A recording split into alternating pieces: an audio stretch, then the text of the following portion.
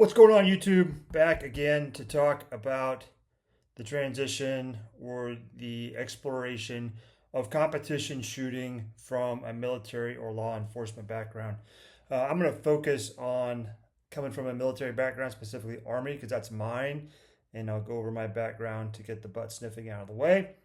But before that, I kind of want to talk about the thesis of this video, trying something new here to help keep my thoughts organized, um, and wrote a thesis for this video. So if this video had a thesis, I guess it does. The thesis is competition shooting will increase your tactical shooting skills faster than tactical training alone. I've been shooting competition. I'm in my sixth year now of shooting competition, and I am a firm believer in that. Most competition shooters would agree. Um, a lot of tactical shooters disagree. And cool, it's your right to disagree. I don't have any comments on my whopping 3 YouTube videos. So if you want to disagree, cool, let's disagree in the comments. I guess that's a thing. You're supposed to ask people to get in your comments. So real quick, my background. So I enlisted in the National Guard out of high school. Actually enlisted my senior year in 1997, which in the Guard, that's when your time counts. I went to basic training in AIT in the summer of 98. Came home from that, went to college at Oklahoma State. I started out in the Army as a helicopter engine mechanic because I thought I wanted to be a pilot. And then I didn't get to do much helicopter stuff at my unit for various reasons. And so I switched over to the infantry in the summer of 2000 and went to airborne school. When I graduated college in December of 02, I commissioned as a lieutenant of the infantry on active duty. I did all the things, and if you putting two and two together, Afghanistan was going, 9/11 happened while I was in college. Afghanistan was going, and we were building up for the invasion of Iraq. That happened while I was in the infantry officer basic course. I left the, I suck at push-ups, so I did not get my Ranger tab immediately. I eventually did. But I did 2 deployments with the 10th Mountain Division, specifically 187 Infantry, 0304 to Afghanistan, then 0506 to Iraq, specifically Western Baghdad. Went the Captain's Career Course, went on a MIT team back to Afghanistan in last couple weeks of 07 and 08. Came back from that, went back to Ranger School and got my tab. Then I went to Fort Carson and commanded a company in 3rd Brigade, 4th ID. We were there for the transition to open Operation New Dawn, and when we thought we were going to shut down Iraq, wasn't that silly. From there, I went into the instructor house. I actually went to Fort Sill and was the random infantry instructor in their officer education system. But that was the first time I really cracked the books and started teaching Army marksmanship out of the books. My first year there, I spent with an 11 Bravo staff sergeant getting air defense lieutenants to qualify with their M4s and doing buddy team live fires with them, which sounds easier than it is. From there, I became a major, did major stuff. I did my battalion field grade time up at JBLM, just operation stuff, no deployments there. I did go to Saudi Arabia in between ILE and JBLM. I was there for the breakout of the war with the Houthis, which was interesting, but we were diplomatic advisors, no combat advising. After JBLM, went to Camp Atterbury and was a First Army OCT, but did really more staff work there than anything else. But looked a lot at the readiness of the reserves and the Guard units, because we thought we were going to go to war with Korea then. That was like 17, 18. In 19, I went to Fort Hood as a GEO bachelor and helped stand up 3rd SFAB when we were trying to figure out what SFABs were. Hint, hint, they were not special operations units. After that, I came to Fort Benning, which is where I still am now. I came here in the spring of 21, PCS in the middle of COVID. That was fun. I was also deployed to Afghanistan in the middle of COVID, 1920. And while I was here, my first job was I was a battalion commander of one of the OSIT battalions on Sand Hill. So one station unit training for infantry. We ran the 22-week program to create 11 Bravos. I did not have Charlies. I was not gender integrated. So simple as simple as it gets out there. But really dug deep into marksmanship and what it meant, and really started. That was when I really started thinking a lot about Army qualification, rifle qualification specifically, what it meant, and I really started getting into competition shooting. And I shot a little bit before while I was at Hood by myself, but I really started shooting a lot more, 1 to 2 competitions a month once I got here to Fort Benning. And then as I'm currently 45 years old, in the retirement process, I got about 10 months left. I did end up commanding a 2nd Battalion, not because I was awesome, but someone got relieved, and I was the dude that was the trusted agent that was within arm's reach to send to go command that battalion. So I did that, and while I was up there, I was a Geo Bachelor again, so I shot a lot. I was shooting 2 to 3 competitions a week, mostly a month, mostly pistol stuff, and then I would pick up 3-gun where I could. My competition background, I've shot 3-gun. I am a USPSA member. I shoot that quite a bit. 3-gun's kind of dying dead here in Georgia, but I sure wish we could get it going again. I have shot some PRS, probably my weakest event because I do not have a background in long range shooting. I've done some running guns, which I think for a mid-20s infantryman, I think that's kind of what most of you are looking for. Running guns are kind of a cross between a Tough Mudder and a 2-gun shooting competition.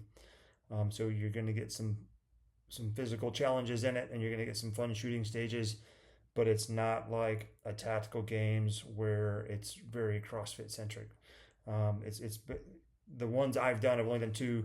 They're kind of a 5K with 5 or 6 shooting stages spread throughout. So they're kind of fun, like a Tough Mudder, where you kind of run around a course and you do physical challenges.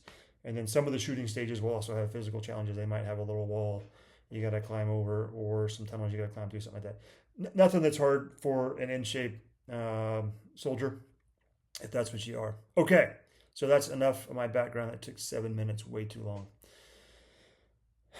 So before we get into, and I try to sell you on competition shooting, I want you to be introspective here, and I want you to think about, what does it mean to do your biannual qualification? You go out there and you shoot you go group in 0, make sure your optics still good, and then you go qualify. I think it means you have that basic weapon proficiency, and I think it means you are fundamentally sound. And in my mid-40s, I'm going to try to challenge myself. So right now I'm going to pull in and show a video from, I think it was either 2001 or 2002, of one of the soldiers from my battalion. I videoed him during a qualification. So for those that don't know, you start out shooting, standing, you drop. You have a 50-meter target there, you drop, and then you begin shooting the sequence. What I've got pulled up for you is, it shows all the engagements, what the ranges are, how long you have to engage them, and all those things. So while that's playing in the background, I want to talk about the pros and cons of our qualification system. First off, one of the cons is, let's start with the pros. So number one, use of cover, right? So what I like about it is it simulates kind of an engagement. You start out, you're on patrol. There's actually the range tower you're supposed to get, or the range command you're supposed to give. Someone has snuck up on you, you've got a quick engagement, and you seek immediate cover, which is a prone unsupported position. And then from there, you go from prone unsupported to prone supported to kneeling supported and standing supported. But throughout that, you are seeking cover, and you are shooting from behind cover most of the time as you're shooting. And it's tending you generally from the most supported to least supported. If you kind of think about the scenario, you got initial engagement there, and you got to fight back some enemy, and then you move to a prone supported, which is your most covered position and steadiest position that you're going to engage from. Generally, the targets match the stability. So maybe you've gone into TC 320.40, maybe you haven't. The targets and how long you have and what their engagement order is all in there, right? It's supposed to be standard everywhere across the Army. I've only shot this at Fort Benning, so I can only say what it is at Fort Benning, but their computers, it's the same everywhere.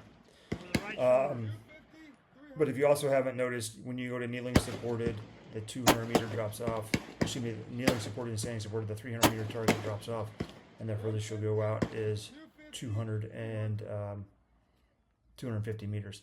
Also, when you're prone supported, you generally have more engagements, and they're generally deeper. As you're kneeling and standing, the engagements are generally closer. I like that it's the same for all the sights, whether you're running iron sights, you're running an ACOG, you're running the CCO or whatever, it's an aim point, whatever their version is. I know it's the M68 and the CCO. It's the same engagement. I have seen some of the Rita heads on the M7 qualification, and they're trying to do something similar with that. It will look a lot like what we're doing now, but they're going to take you through the various optic capabilities that are going to be on that weapon, and they're going to, some of the engagements you'll have to use a very specific weapon, just like you do in vehicle gunnery. Big shocker. It's the gunnery guys writing that manual, but I think they're right? They're going to make you use that cool optic in a bunch of different ways. A pro and a con of this is it forces reloads. I meant to grab the books, I didn't. If you've read On Killing, he goes into some pretty good. That was a training Bible when I was a young lieutenant. Goes into some pretty good detail about training how you fight, and specifically talking about reloading and finding dead police officers with pockets full of revolver brass because they would pocket their brass on the range as opposed to just dump it and reload. Same thing here, right? Same thing here. It's forcing reloads, but it's forcing reloads every 10 rounds. 50 left, 100. So in theory, you could be, reloading too fast because you've built that muscle memory in your qualification standard. I do think it's good to force a reload on the clock. When I started out, all the reloads and loading, all that stuff was not on the clock, so I think it's good to force it on the clock. The other thing it forces is weapon manipulation. You are supposed to, whether you do or not, go from safe to semi every time you change position, so you should be doing that every time. You go into bolt lock, you should be releasing the bolt lock, right? So it's forcing some muscle memory into those things. In the video, you'll notice for those, that kid is wearing kit. There's always a big discussion out there about kit versus no kit. TCC 2040 says you're supposed to wear kit. A lot of the initial entry training is done without kit. Bottom line is you get a reload, so you should at least have something on there to reload your mags from. Sorry, I'm gonna close that out now that it's done. So that was the video. I got some more cons here. But you got different qualities of ranges, right? So Fort Benning's got immaculate ranges. They get shot all the time. They like to brag about the amount of ammo they shoot there. They paint the 250 and 300 meter targets white just for easy identification.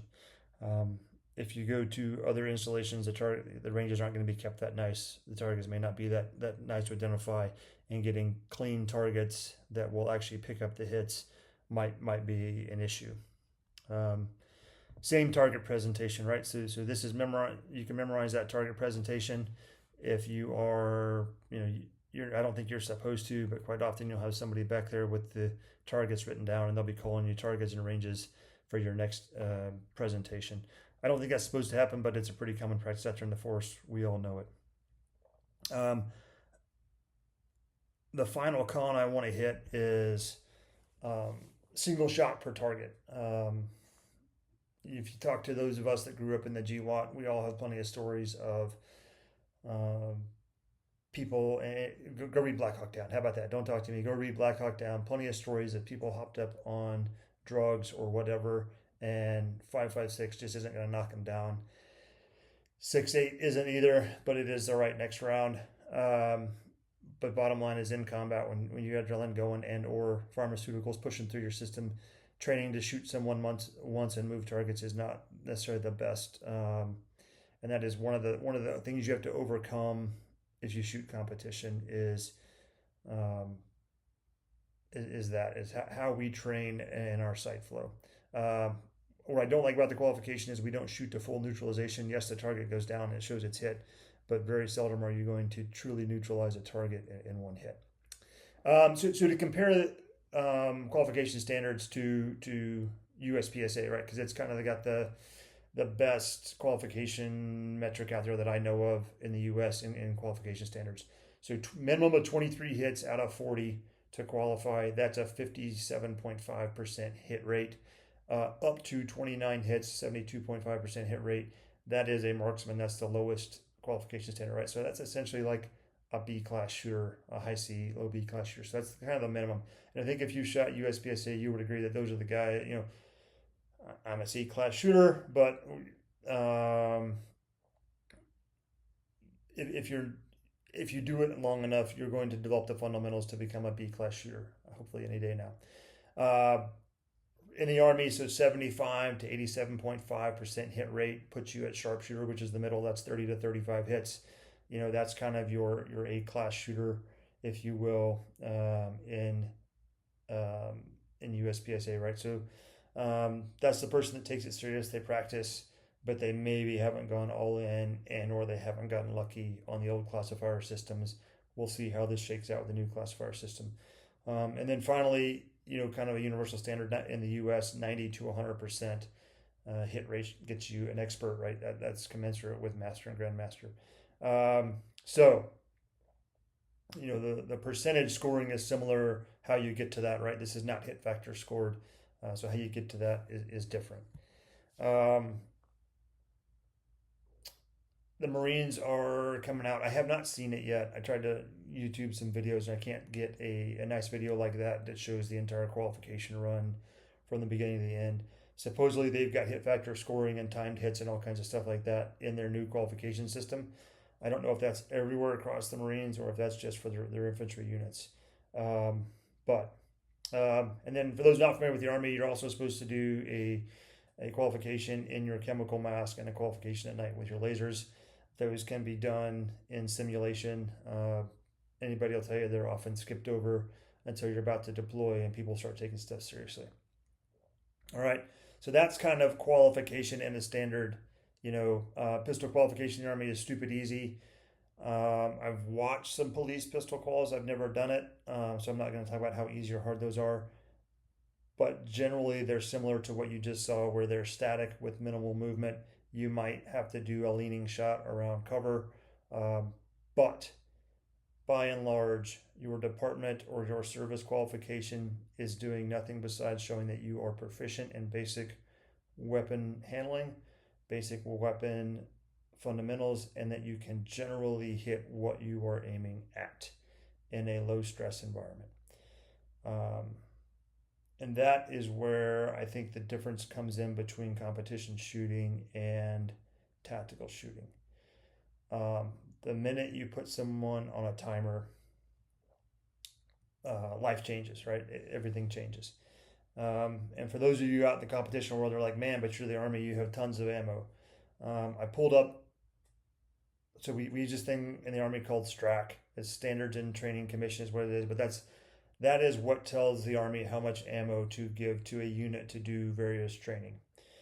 So the qualification you just saw, you get 20 rounds to zero your rifle, you get a practice 40 round qual, you get a record 40 round qual, you get that twice a year, right? So that's 200 rounds, it's 100 rounds twice a year, 200 total rounds for zero in qualification a year.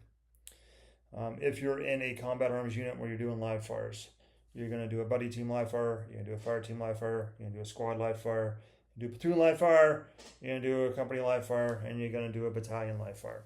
If you carry an M4, that STRAC is going to tell you how many rounds per iteration, day and night, you're supposed to get. I'm going to call it 60 rounds. I did not go in behind the CAC firewall and pull that data. I don't know the legality of that, so I'm just not going to do it.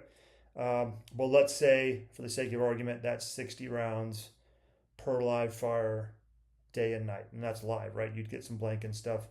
But 200 rounds of qual plus 720 rounds for a live fire, that's 920 rounds in a year. All right. Now, if you add in some close quarters marksmanship training, that's probably in your STRAC. You add in some known distance or KD shooting, and you add in some long range. You're probably going to add in about another 500 rounds a year. And you're like, no, it's way more than that. Well, I looked at TC3 2040 because that is accessible without a CAC. The URM tables, the Urban Rifle Marksmanship tables, which is the same thing most people know is close quarters marksmanship. The qualification on that is 32 rounds of blank, 32 rounds of simunitions, and 80 rounds of live fire, right? When I was growing up, that was like a 300 round qualification table. We've taken it down to 80 rounds of live training. So the reality is a standard infantryman that's assigned an M4 is authorized about 1,500 rounds a year to train with. And I would say that's about right. That's live ammo. They're going to shoot a lot more in blank. They're going to shoot in drive. They're going to shoot in simulation. But that's the reality of what you're shooting. There are competition shooters that will shoot that every week. There are competition shooters that will shoot that in a day. Most of these guys are putting 5 to 10,000 rounds on. Like a USPSA shooter is probably putting at the low end 5,000 rounds on their pistol in a year. A single USPSA competition, a local, you're probably looking at 200 to 300 rounds consumption if you're getting everything hit. So the round count alone is very different, right? So significant. All right, here we are. We're 20 minutes into this. I haven't even started talking about competition shooting. So now's my sales pitch to get you into competition shooting. So why should you get into competition shooting? Well, it goes back to the thesis. Your skills will improve dramatically. And that's gonna be my second point. My first point is you can go do whatever it is you like to do. I got into it to shoot 3-gun because that is that's the craziest race there is in the racing games. There's USPSA, which is racing with pistols. There's 3-gun, which is racing with a semi-automatic rifle, a semi-automatic shotgun, and a semi-automatic pistol. There's precision rifle.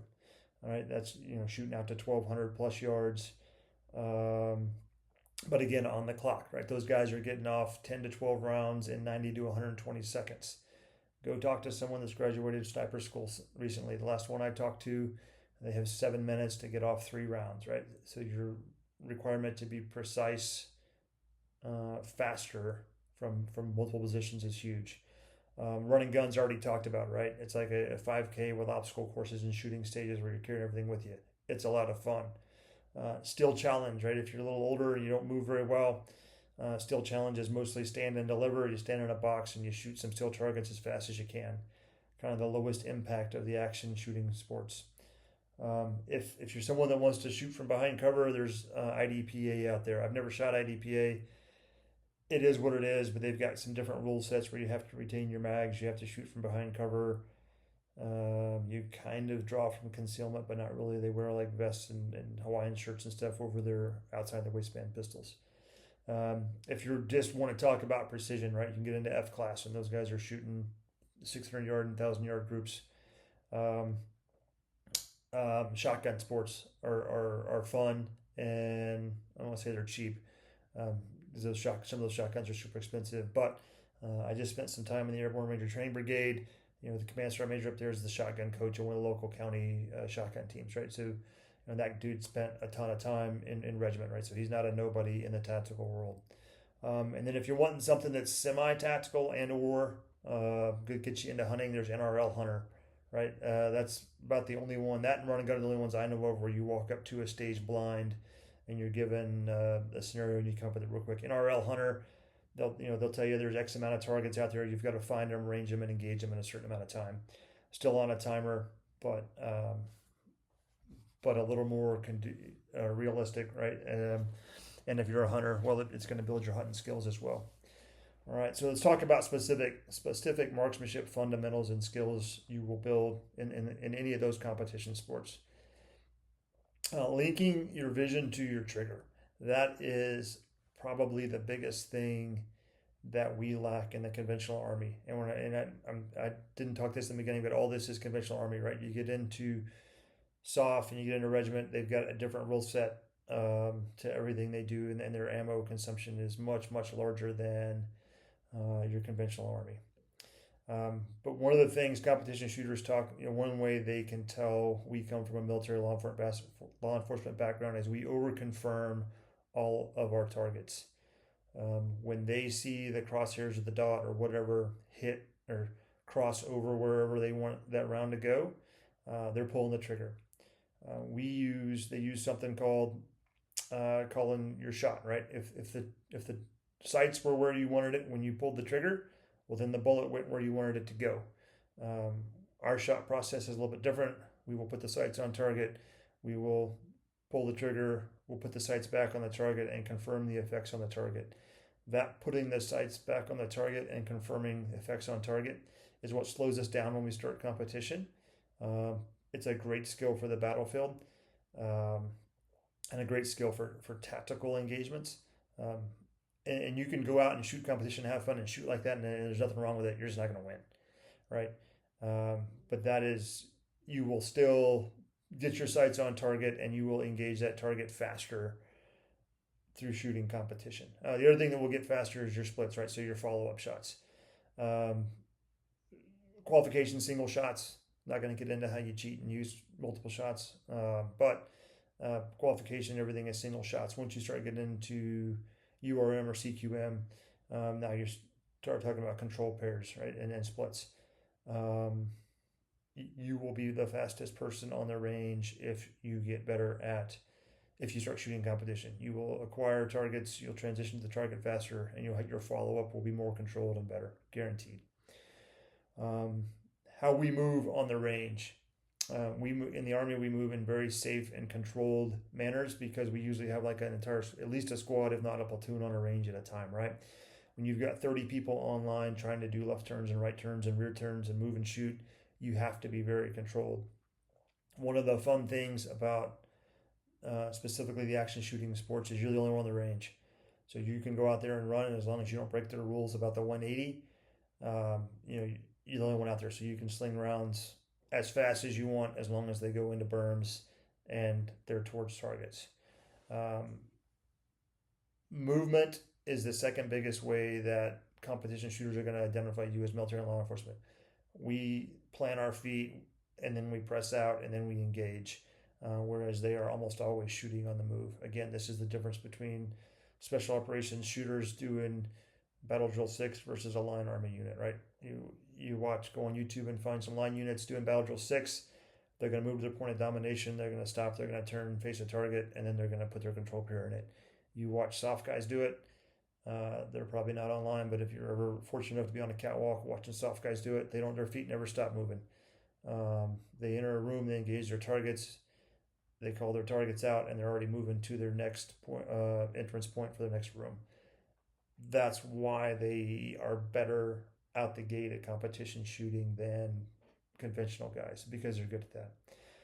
Last thing is target acquisition and splits, right? So transitioning between target to target. Very seldom in the Army are we going to give you a 2 or 3 target array at close range and have you put 2 in one target and then 2 in the next target and then 2 in the next target really fast. That is something you will get to do all the time in competition, specifically the action shooting sports. And I think that is a great skill to have for combat. And if you think about like the shotgun sports too, even shooting like skeet and trap, you're going to get doubles, and you've got to engage one and identify, track, and engage a second, clay all the time, right? So those skills are out there, and a lot of those things. So those are some of the skills you're going to get, and I'm sure there's more. Put it in the comments, right? Cons, right? So lack of cover. Like I said, IDPA kind of uses cover. Sometimes stage briefs will have you use cover. Most of the time they won't. Been overseas 5 times. I've never been in like the giant Black Hawk Down gunfight, but I've also not talked to anybody that says they forgot to get behind cover when they were getting shot at. That used to be a thing. They get you killed in the streets mentality, and I've as long as 2 years ago, I heard a guy say that. Oh well, I knew this special ops guy that shot competition. He got shot. He got shot because it was his time. Right? He was aggressively engaging the enemy, and he was 100% a better fighter, and they got lucky, and he walked in front of a bullet. Shit happens in combat. That doesn't mean the competition shooting is what killed him. It's not your service weapon, right? So if you're issued an M17, you can go buy an M17 and shoot that. If you're issued a Glock, you're in a special operations unit, you have a Glock, obviously you can shoot Glocks. I would argue an AR is an AR. If you want to keep the stock trigger in there, keep the stock trigger in there, whatever. PRS, you're probably going to get away from your service weapon. I've shot out by Savannah. I've seen 175 out there with their MRADs and issued 308 ammo. But most of the time, once you get into it and you start liking it, you're not going to shoot your service weapon because you're most likely going to upgrade to a competition firearm. Which brings me into the next con. It's competition kit versus gamer kit. I made a video about it a little while ago. Or last video was about it. if you show up with your running tactical belt, running your high speed gear or whatever you're using for mag pouches, you can do quite a bit and you can shoot quite a bit with that. But if you get serious about it and you want to compete at the highest levels, eventually you're going to have to upgrade your kit to competition kit. You can compete 2, 3, 5 years in your service kit, and just tell people, hey, I'm here, I'm training for this. I'm not worried about winning, and they're going to leave you alone and let you train, right? As long as you're safe. The last con is cost. Man, we don't realize how much ammo costs in the Army. Um, I started tracking my competition expenses a couple years ago. Um, One, I like to buy stuff because we're all geardos in the Army, but two, ammunition costs money, right? And good ammunition costs more money, especially if you start getting into precision rifle stuff. Every trigger squeeze is $1.50 to $2. Um, but it is what it is. So in closing, I'm at a half an hour now, which I never intended this to go half an hour. I can ramble on. My old staffs can tell you that. So how do you get started? Number one is get on this website called Practice Score. All right, Practice Score. That is the number one thing to do. Get on there and find and just it's geographically connected. It will show you whatever shooting competitions are around your area, or you can toggle somewhere else on the map and it'll show you what is registered in that area. Now the problem with that is a lot of guys like my local USPSA club, they don't put the match in there until like 2 weeks out. So if you're trying to look a month or two out, it can be hard to find stuff. So the next thing I would tell you is go to your sports website. USPSA, PRS, NRL Hunter, they have pretty good websites. I'm sure IDPA does. That can be hit and miss because not everything's on those websites. The number three thing I would tell you is Google your local ranges and look at their websites. Local ranges use competition to get people onto their range and to sell memberships. So if they have competition at that range, they're going to advertise it on their local range. You just got to Google it. Social media is the next one. It took me forever to find my first 3-gun match, and if I had just, for whatever reason, searched it on Facebook, I would have found it. Facebook, social media in general is not friendly to firearms. However, those groups are still out there and they're still private. Join them. USPSA made a big deal a couple weeks ago because they hit 40,000 members. That's a lot, but that's not very many with a population of 300 million people in the United States. So people in those groups, they're generally helpful. It is social media. You get your butt heads, but people will try to get you out there and help you out. The next one I would give you is podcasts and YouTube. Again, they're not going to pop up in your feed unless you go look for it because of algorithms. But, brand podcasts, for example, Hornady or Vortex, right? Both of those are huge supporters of the competition shooting sports of all kinds. If you're a shotgun guy, Remington seems to really like their podcast is mostly shotgun stuff. But podcast is a good way to figure out what's going on out there and to get into it. And a lot of the people that work at those businesses are avid shooters and want to get out and shoot. And the last thing is talk to people. When I shot my first PRS match, I got lucky and squatted with the owner of a semi-custom gun company here in Georgia. And he's like, hey man, there's a range. I host a match 2 hours closer to you than the one you're at right now. But it was one of those where if you didn't know where it was kind of a word of mouth thing. It might have been on the PRS website, but to register for it, you have to go to that range's website. So it's out there, right? Get started, and you'll be surprised once word gets out that you shoot. There's going to be people around you that shoot in your unit. I had drill sergeants that shot USPSA. I had a drill sergeant that had shot in King of 2 Mile. I had a battalion XO that had been sponsored by Trigicon when he was in college. The Army is full of shooters, and we get out of it for whatever reason, life, family, deployments. But individual marksmanship is a big talking point across the forces right now. It is the blocking and tackling of combat arms, and it's what we do. And it's one thing that sets the American soldier and Marine apart from our potential adversaries. So get out there and shoot and get better. Hopefully this helped out and made you think about yourself as a shooter. All right, like I said, if you got any questions, hit me up. I don't have any comments yet, which is probably good. Talk to you later, YouTube. Bye.